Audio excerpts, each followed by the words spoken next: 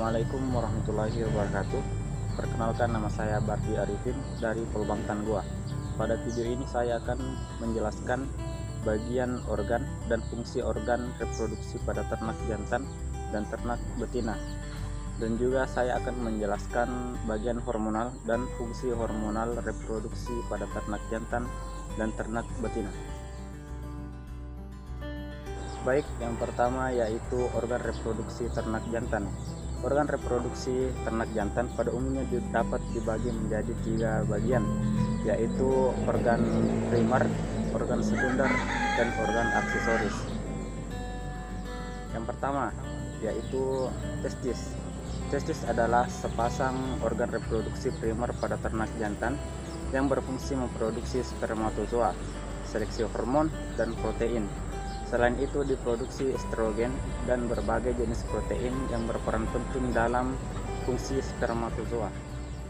Selanjutnya yaitu epididymis. Epididymis adalah saluran eksternal pertama dari testis dan menyatu ke permukaan testis serta terbungkus dalam tunika dengan testis yang mempunyai 4 fungsi utama, yaitu transportasi, konsentrasi semen, masturasi, dan penyimpanan sperma. Epididymis dibagi menjadi 3 bagian, yaitu kaput atau kepala epididymis, cauda atau ekor epididymis, dan corpus atau badan epididymis. Yang ketiga yaitu skrotum. Skrotum adalah 2 lobus kantong yang membungkus testis. Skrotum adalah bagian terluar dari testis. Skrotum berfungsi untuk melindungi dan menyokong testis, mengatur temperatur testis dan epididymis supaya temperatur dalam testis tetap terjaga, yaitu 4-7 derajat Celcius di bawah temperatur tubuh. Yang keempat yaitu ductus deferens atau vas deferens, yaitu merupakan saluran yang membungkus cauda epididymis dengan uretra. Dindingnya mengandung otot polos yang berperan dalam pengangkutan sperma. Yang kelima yaitu uretra. Uretra adalah saluran urogenitalis untuk menyalurkan urin dan semen. Uretra dibedakan atas 3 bagian, yaitu bagian pelvi, bulbus, uretra, dan bagian penis. Kemudian yang keenam yaitu penis. Penis mempunyai tugas ganda, yaitu pengeluaran urin dan peletakan semen ke dalam saluran reproduksi betina. Penis terbagi atas bagian akar, badan, dan ujung yang berakhir pada glans penis. Selanjutnya organ reproduksi ternak betina. Yang pertama yaitu ovarium. Ovarium adalah organ utama yang menghasilkan sel telur yang dibuahi spermatozoa dan akan berkembang sebagai individu baru. Ovarium juga menghasilkan estrogen dari progesteron. Kemudian yang kedua yaitu oviduk. Oviduk adalah organ yang menghubungkan ovarium hingga ujung tanduk uterus. Bentuknya seperti pipa tak beraturan. Fungsi oviduk untuk mengangkut ovum dan spermatozoa. Di tempat inilah akan terjadi pembuahan dan pertama kalinya terjadi pembelahan sel pada embrio. Kemudian yang ketiga adalah uterus. Uterus adalah suatu organ muskuler yang merupakan lanjutan dari oviduk dan berakhir pada suatu muara pada vagina di kaudal. Fungsi utama dari uterus adalah menyimpan dan memelihara embrio dan fetus. Yang keempat yaitu vagina. Vagina berbentuk bulat panjang dengan dinding yang tipis dan elastis. Kedalamannya sekitar 25-30 cm. Sperma dari hasil perkawinan akan disimpan pada bagian depan vagina dekat dengan servis. Vagina inilah yang digunakan sebagai alat kopulasi atau perkawinan pada ternak. Vagina juga akan menghasilkan lendir yang dapat digunakan untuk mengetahui ada tidaknya massa birahi atau estrus pada sapi betina. Kelima yaitu serviks. Saluran reproduksi betina ini letaknya pada bagian depan berbatasan dengan bagian uterus dan bagian belakang menonjol pada vagina. Serviks memiliki fungsi mencegah kontaminasi mikroorganisme di dalam uterus. Fungsi lainnya adalah media tampungan sperma dari proses perkawinan alami. Kemudian yang keenam yaitu vulva.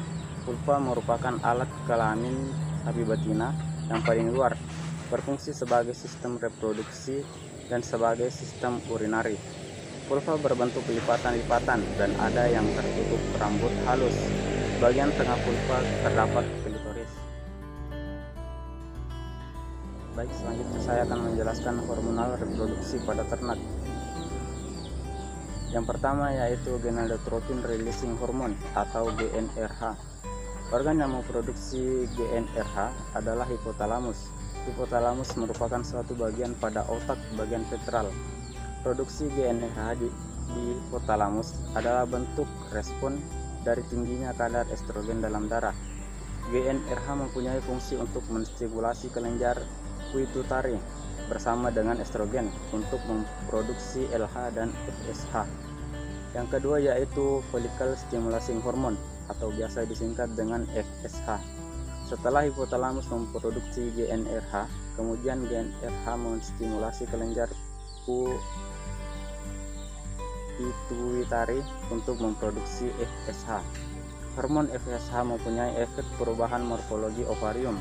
FSH akan menstimulasi perkembangan folikel pada ovarium menjadi folikel de Graaff atau folikel yang matang, folikel yang siap ovulasi.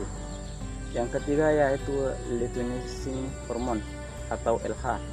Selain memproduksi FSH, kelenjar pituitari juga memproduksi hormon lain yaitu luteinizing hormone atau LH. Fungsi dari LH juga merubah morfologi dari ovarium. Yang keempat yaitu estrogen. Folikel di ovarium memproduksi estrogen. Semakin besar ukuran folikel, maka akan semakin banyak atau semakin tinggi kadar estrogen dalam darah. Hormon estrogen ini yang akan membuat sapi menunjukkan gejala-gejala birahi. Tingginya kadar oksigen dalam darah bersamaan dengan tingginya kadar GnRH akan memacu pengeluaran LH yang kemudian akan menstimulasi ovulasi. Yang kelima yaitu progesteron. Progesteron mempunyai nama lain hormon kebuntingan. Hormon ini bertugas untuk mempertahankan kebuntingan. Hormon progesteron ini akan menekan produksi LH dan FSH. Inilah yang menyebabkan pada saat bunting hewan tidak menunjukkan gejala birahi. Selanjutnya yaitu oksitoksin. Oksitoksin merupakan hormon yang berperan pada saat proses kelahiran dan setelah kelahiran. Pada proses kelahiran, hormon ini akan menstimulasi kontraksi otot-otot uterus sehingga proses kelahiran terjadi. Pasca kelahiran, hormon ini berfungsi sebagai hormon yang membantu pengeluaran susu dari induk. Selanjutnya yaitu testosteron. Testosteron yaitu hormon yang hanya ada pada ternak jantan. Secara umum, hormon di dalam sistem reproduksi sapi jantan terbagi menjadi dua golongan, yaitu HCG hormones dan hormon steroid. Testosteron termasuk dalam golongan hormon steroid. Steroid diperlukan untuk menjaga agar proses spermatogenesis berjalan konsisten sehingga mutu sperma tetap terjaga. Sekian penjelasan dari saya, semoga dapat bermanfaat bagi kita semua. Assalamualaikum warahmatullahi wabarakatuh.